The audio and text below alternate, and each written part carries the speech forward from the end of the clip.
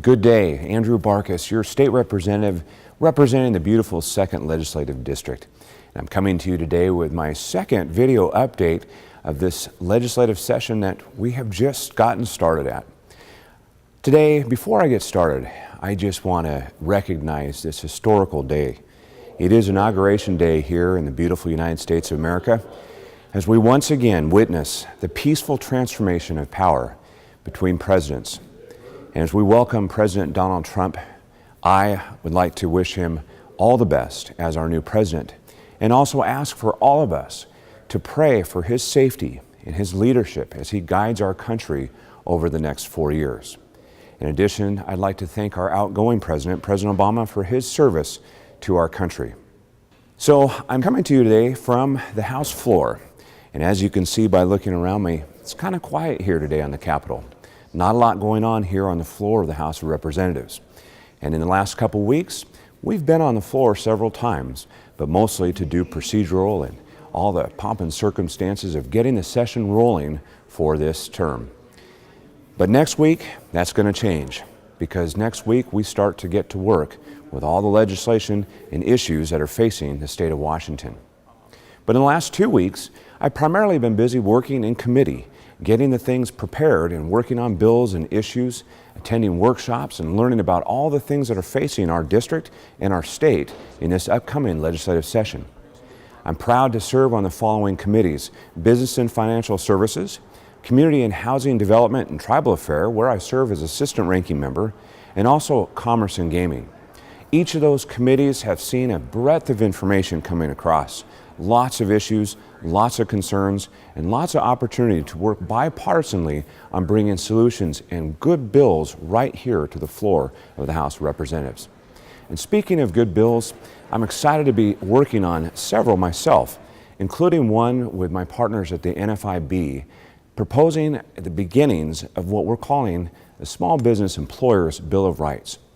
I introduced, along with my co-sponsor, House Bill 1352. And what this is a bill that starts the framework for forming an employer's Bill of Rights. It's going to be identifying the rights and protections that small businesses owners have when they are selected for an audit, inspection, or other agency enforcement action.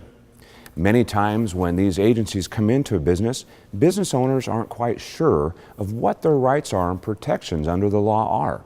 So what we've asked is several agencies and the Attorney General to compile those down so that we can take a look at them and then work at finding a way to formulate a communication strategy to employers so they know what those rights are.